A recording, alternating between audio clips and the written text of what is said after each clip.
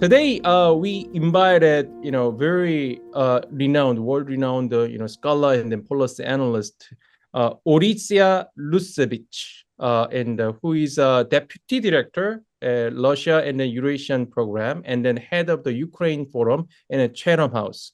We are going to listen to, Orysia Lutsevych, the great expert, on the Ukraine's position, toward or perception toward, North Korea's dispatch of, troops to, Russia.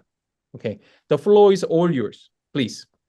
Thank you very much, Dr. Pike. It's a pleasure to be here, and thanks for this invitation to contribute the insights as we see them from one of the largest land wars in Europe since the Second World War. As you've introduced me, I am heading Ukraine program in Chatham House that we have launched after the annexation of Crimea, soon 10 years ago. This actually marks the beginning of the Russian war against Ukraine in 2014, when part of Ukrainian sovereign territory was annexed. And then on the eastern part of Ukraine, the hybrid war using all kinds of proxy groups and special forces in the Donbass region was started.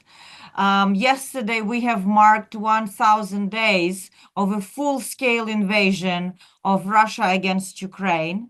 And as I would like to recall our listeners, this war has been declared by the majority of the countries in the world on the 2nd of March at the UN General Assembly as an unprovoked act of aggression. And the General Assembly of UN has called on Russia to withdraw all its troops. But unfortunately, this is not where we are. As I am talking to you, we are actually seeing a new spike of escalation with Russia involving North Korea into this war, and we'll discuss what it actually means. But first, I think with anything in life or in politics, it is about the story that we are telling ourselves about what is actually going on.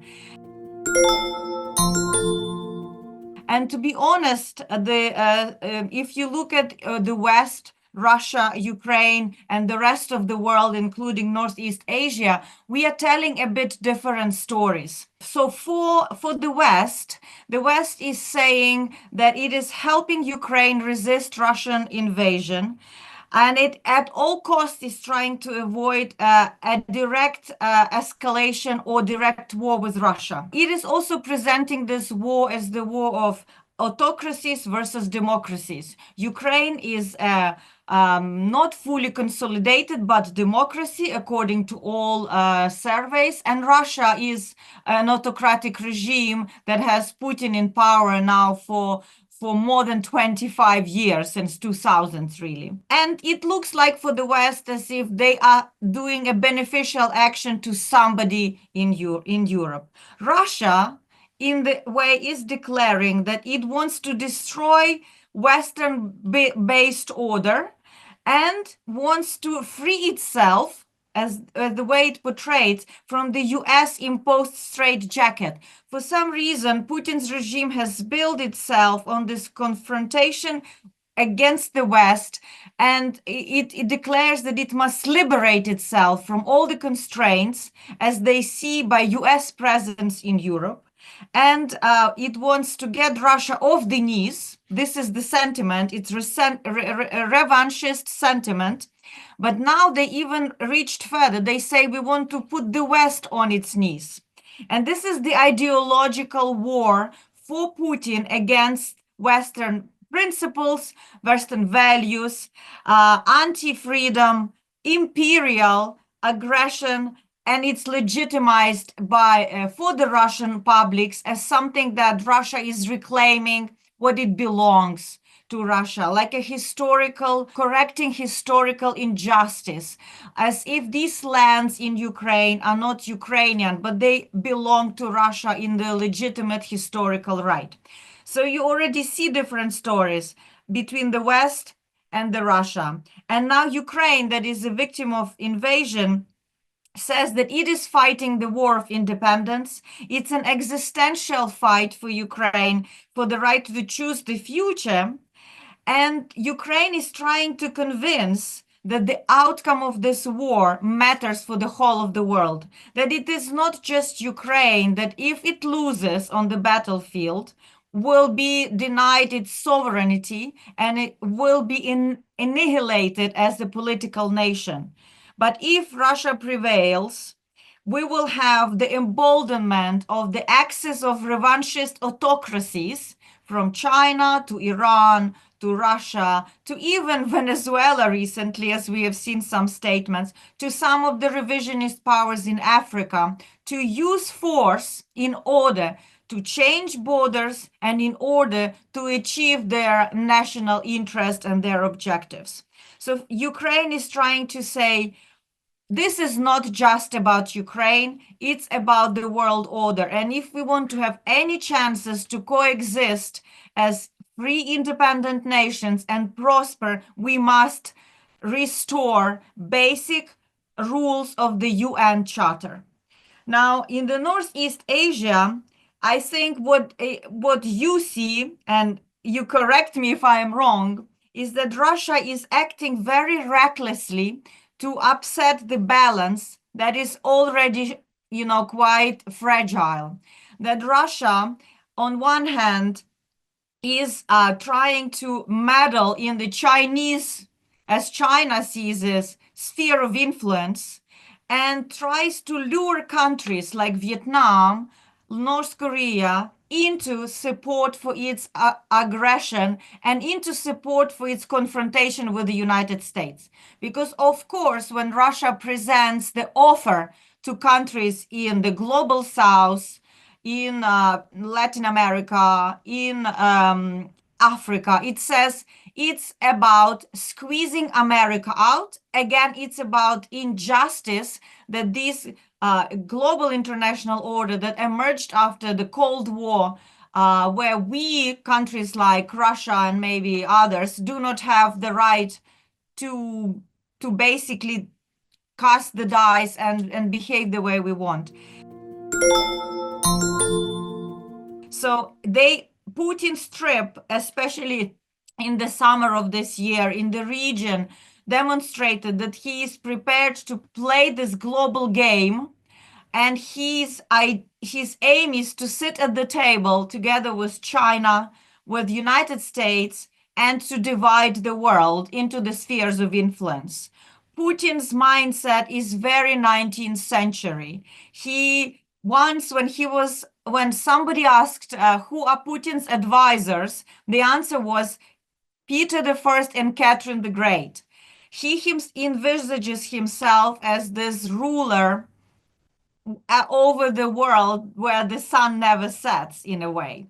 So these are the stories in terms of geopolitics and why we have this clash and confrontation that different sides of this struggle tell themselves. Now, I think we are missing quite a lot, at least in the public discourse, when we hear these narratives. And what we are missing is that the Russia's aim is actually to undermine the cohesion of alliances from Northeast Asia to the Atlantic. Russia's approach to power is to divide and rule. They do not like collective security alliances, either, US alliance in Asia or NATO alliance in Europe. In fact, we are already in the new arms race for technologies that will define the future winners. What we see right now in Ukraine on the battlefield is a revolution in warfare.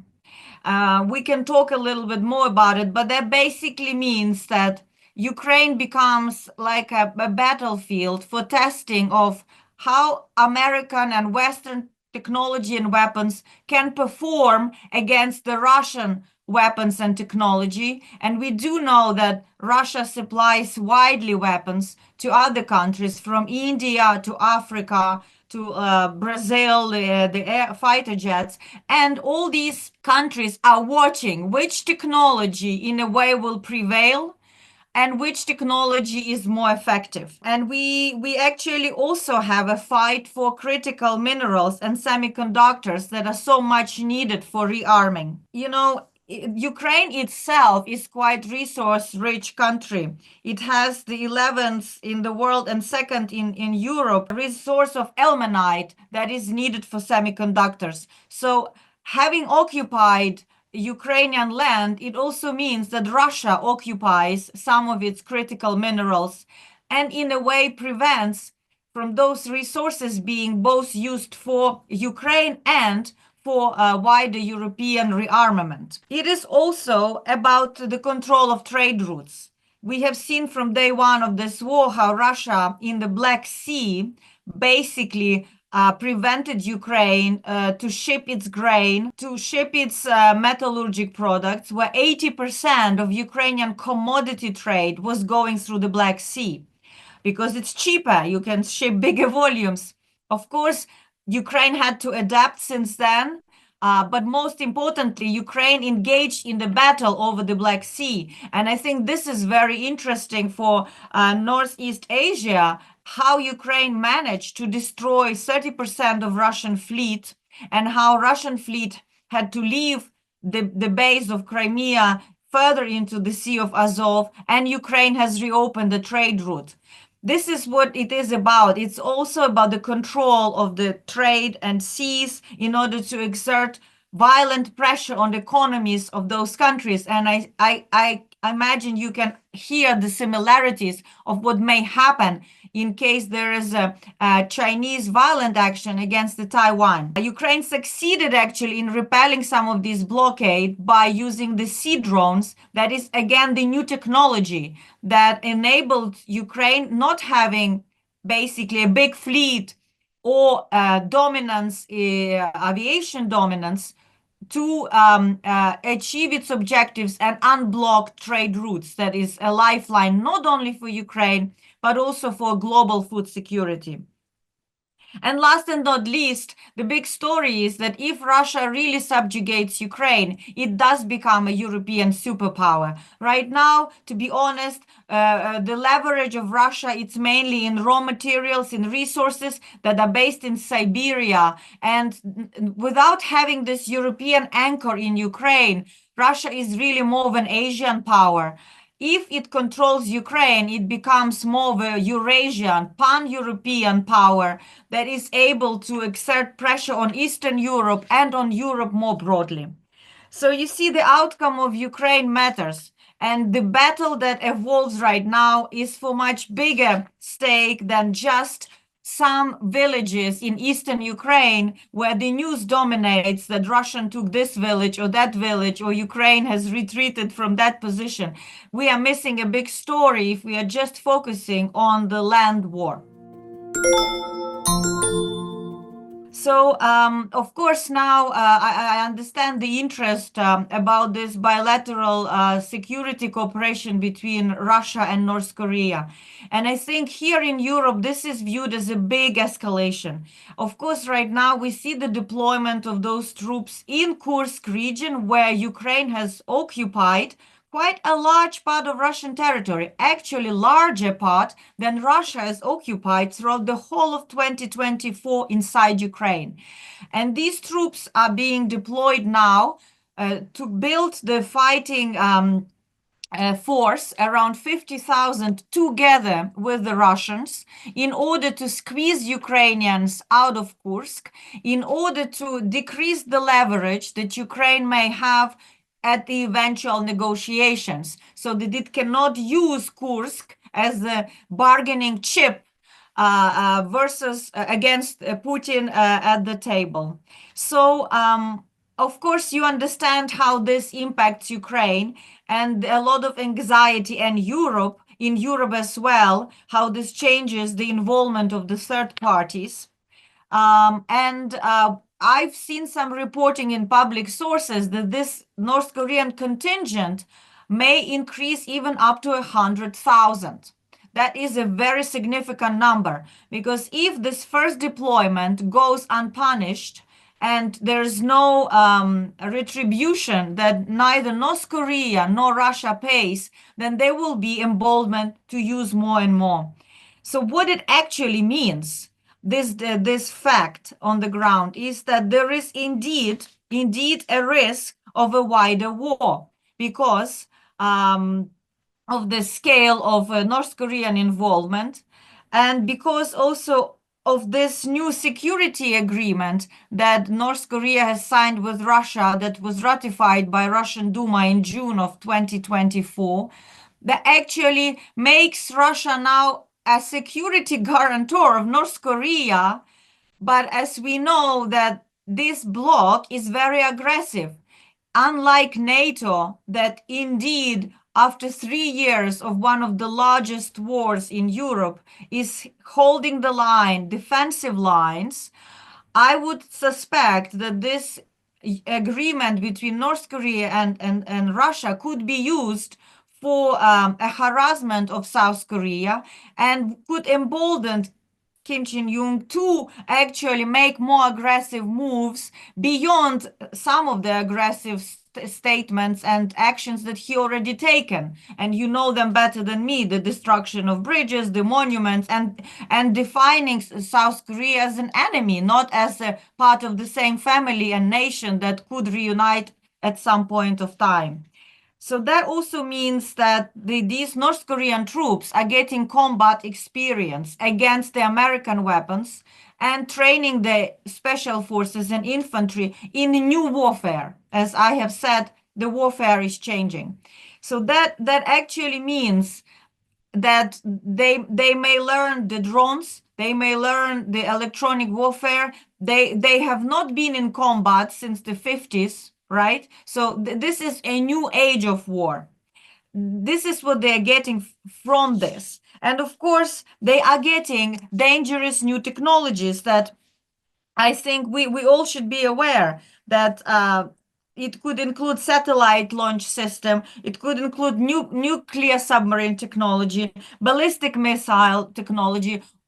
Putin and Kim are not doing it out of charity. There is a very transactional relationship between the two. And in addition to access of some of this technology, the regime in North Korea is getting quite significant financial payments to sustain its system, and it could amount to more than 300 million in US dollars for all these payments to the troops being deployed on the ground. And in a more cynical way, they also will be fed, by the Russians, and it will also relax some pressure on the humanitarian situation inside the North Korea.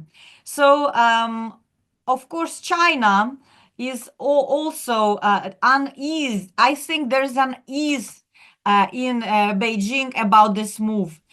We can speculate because China is keeping very quiet, I guess, weighing its position. But I think they are dissatisfied that Putin is meddling in his region, and that is upsetting a special relationship between North Korea and China, where that basically allows Kim to build really not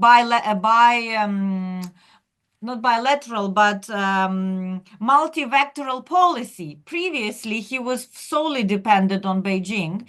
Now, Putin is rolling the red carpet in front of him, and he is receiving him in Pyongyang. So this actually, I am sure, meddles and confuses Chinese cards. And also because of more reckless behavior of the two dictators, one in Russia and one in North Korea, Beijing is not able to go at its own speed. Because I think the pressure on reunification or military action against Taiwan in China is different than the pressure Putin faces in its battle against the West. So this actually complicates a lot of things, and also could escalate events in the region in case of a direct war over there. And last but not least, I think we should understand that the outcome of this war if Putin's troops are defeated on sovereign territory of Ukraine, which right now Putin controls 20% of sovereign territory of Ukraine, that would have actually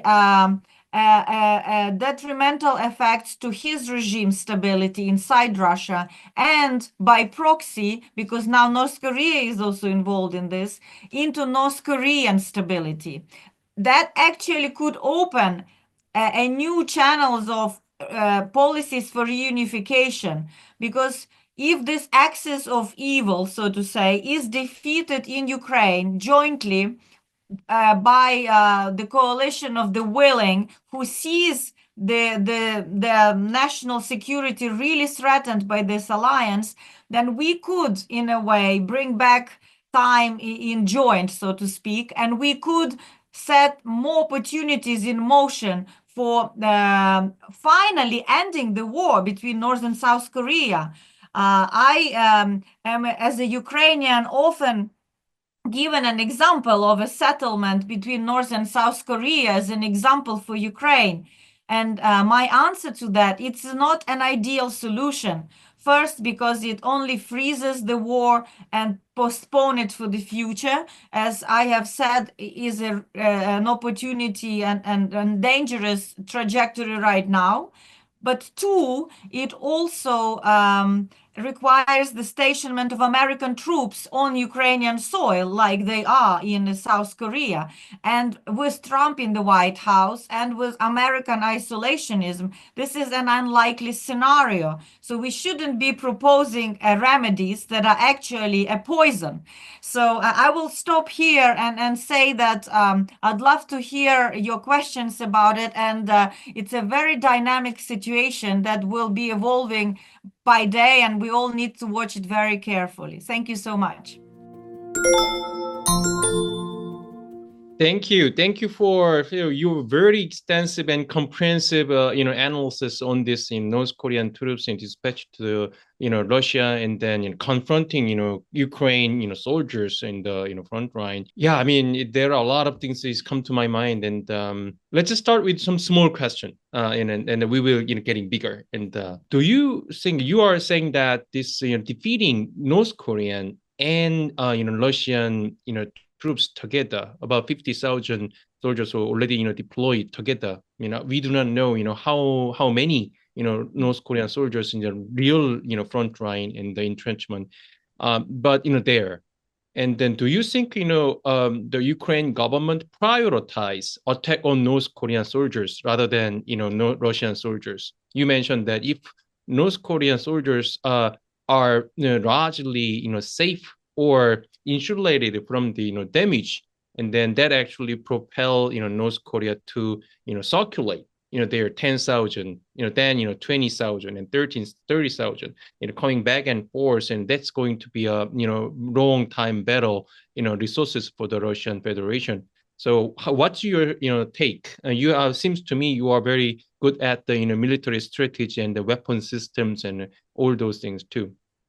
Well, that is not my main specialization, just for the listeners. But of course, we all now have to learn the art of war and unfortunately become security experts, because the life around us becomes, unfortunately less and less secure. I think from the open sources that we see is that Russians are really, integrating North Korean troops into their force formations. They're even putting them with the Russian uniforms. They're giving them Russian identification documents so that they look like they are Russian soldiers from the Far East. So, they blend in with the Buryat or other minority from Russia.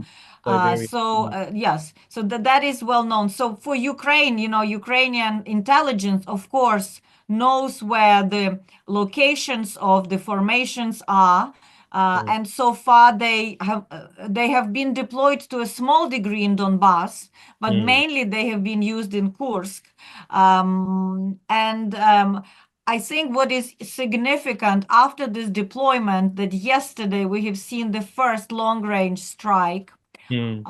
by Ukraine using ATACMS, American long-range weapons, 300 kilometers, against the warehouses where reportedly there's material that North Koreans brought with them to fight against Ukrainian army. These warehouses were destroyed, and I think the list of high-value targets that Ukraine is providing to United States, because let's remember, this is a very, Ukrainians are trying to be very cooperative with United States because they understand the responsibility of a nuclear power like United States assisting non-nuclear state to defeat a nuclear state.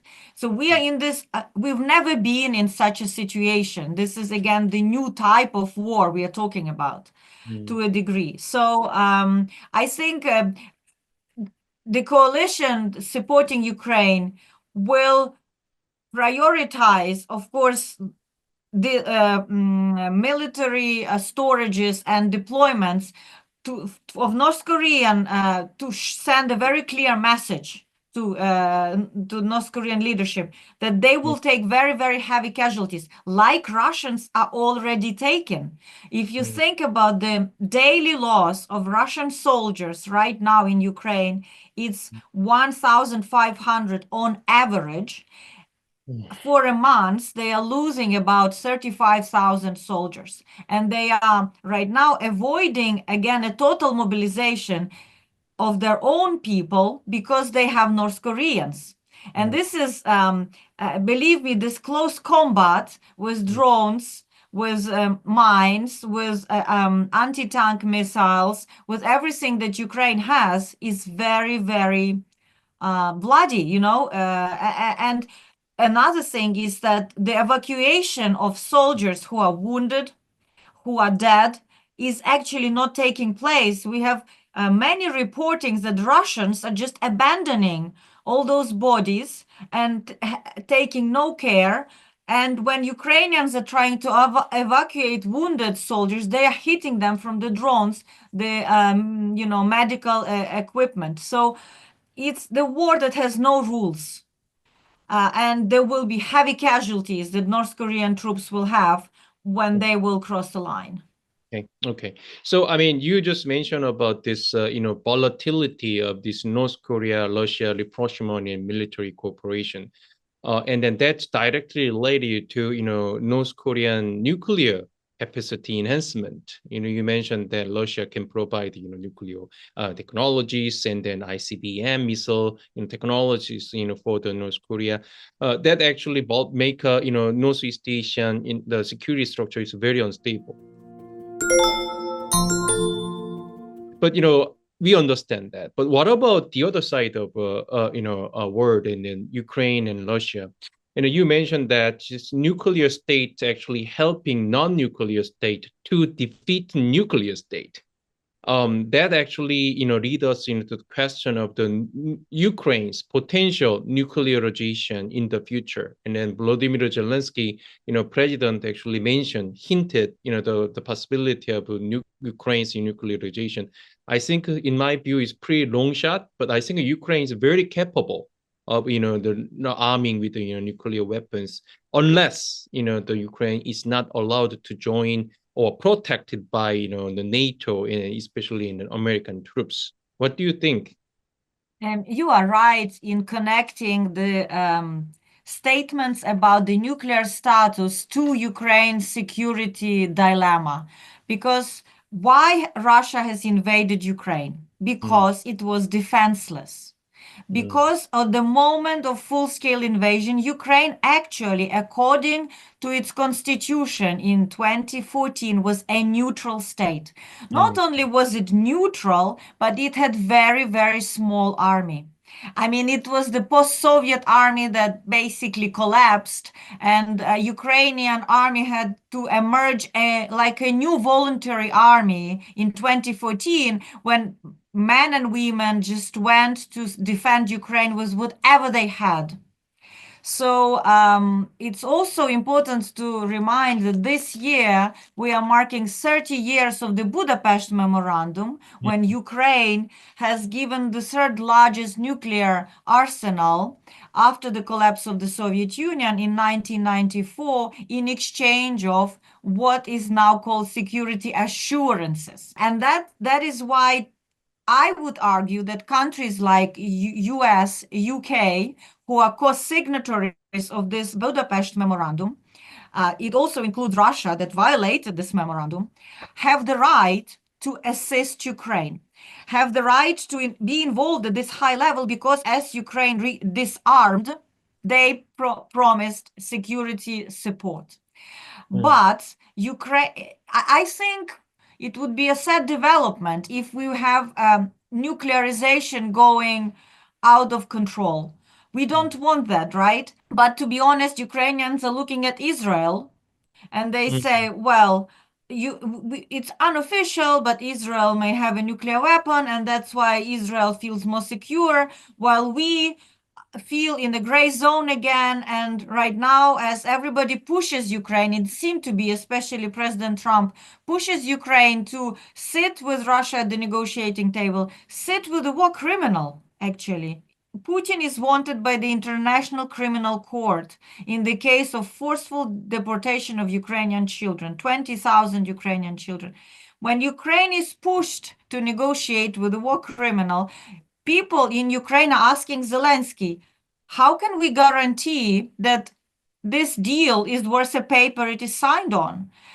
If we don't get security guarantees from United States, including nuclear umbrella, or from NATO, that includes nuclear umbrella, then maybe we should develop our own nuclear weapon.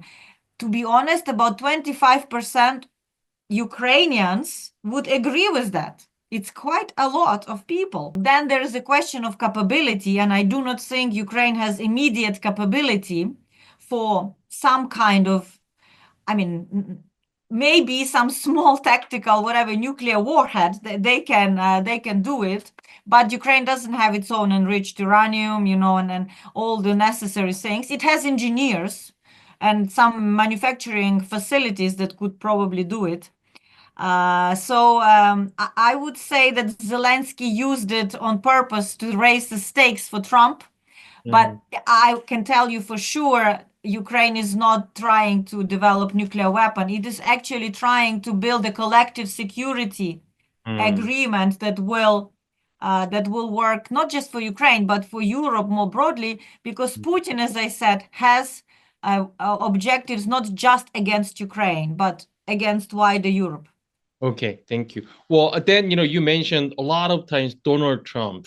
Donald administration 2.0 is coming very quickly, and then we can feel it, from all over the world. I think Europe is shaking, and then Northeast Asia is trembling. I think it's a pretty interesting as a observer, for Donald Trump, to do its own domestic politics. Thank you for your excellent lecture, and then your very sophisticated and then detailed explanation on my questions. Thank you so much. Thank you for having me.